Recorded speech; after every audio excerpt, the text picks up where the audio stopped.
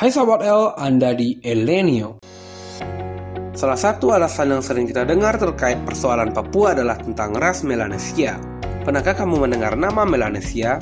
Atau mungkin pernah mendengar nama Mikronesia atau Polinesia? Penggunaan istilah tersebut merujuk pada pembagian kawasan wilayah Asia Pasifik, di mana Pasifik bagian utara dinamakan Mikronesia yang meliputi Kepulauan Mariana, Caroline, Marshall, dan Kiribati. Pasifik bagian tengah hingga timur dinamakan Polinesia yang meliputi Kepulauan Hawaii, Tokelau, Samoa, hingga Selandia Baru. Dan Pasifik bagian barat dinamakan Melanesia yang meliputi Vanuatu, Fiji, Solomon, hingga Papua Nugini dan Provinsi Papua di Indonesia. Sumber lain menyebutkan Melanesia mencakup juga kawasan Nusa Tenggara Timur di Kepulauan Nusa Tenggara. Melanesia berasal dari bahasa Yunani yaitu Melano dan Nesos yang berarti Pulau Hitam. Yang dimaksud dengan Pulau Hitam ini adalah masyarakat berkulit hitam yang mendiami gugusan kepulauan yang membentang dari Nusa Tenggara, Maluku, Papua hingga Kepulauan Solomon dan New Caledonia di kawasan Oseania.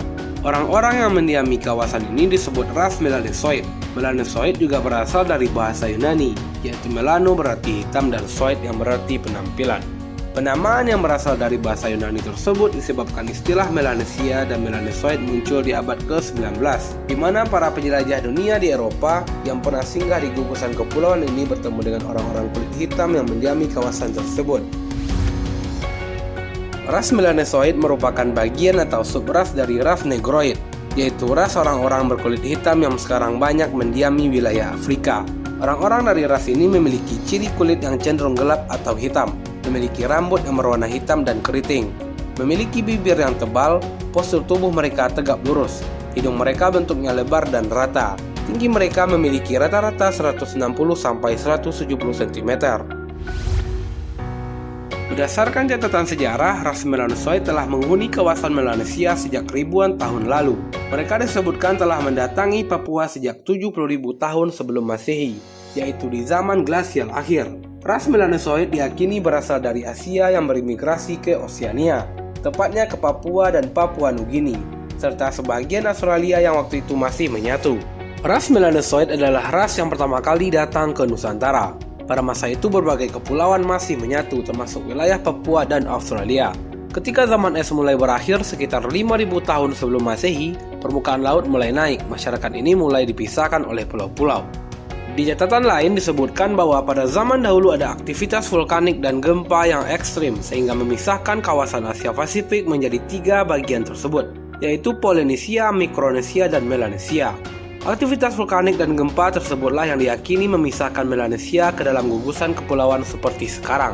Dalam sumber lain disebutkan ras Melanesoid berasal dari Proto-Melanesia yang merupakan penduduk pribumi di Pulau Jawa. Mereka adalah manusia wajak yang tersebar di bagian timur Nusantara. Mereka hidup berkelompok di sepanjang muara sungai. Bangsa Proto-Melanesia ini terdesak oleh munculnya bangsa Melayu yang mulai datang ke Nusantara. Bangsa Proto-Melanesia ini kemudian berbaur dan bercampur dengan bangsa Melayu dan mendiami kawasan Nusa Tenggara. Mereka dikenal dengan Melanesoid Melayu. 80% ras Melanesoid ini tinggal di Indonesia, dan sisanya ada di wilayah Asia Pasifik Melanesia.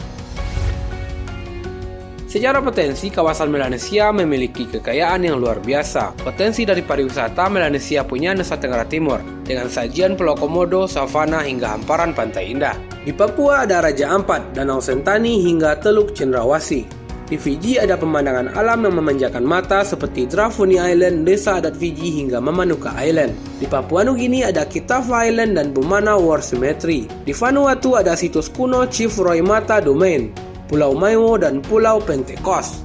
Potensi alamnya pun tak kalah banyak. Sebut saja emas Freeport yang setiap harinya bisa menghasilkan 240 kg emas. Selain itu ada juga tambang tembaga dan nikel. Selain Papua, New Caledonia juga menghasilkan nikel yang cukup besar.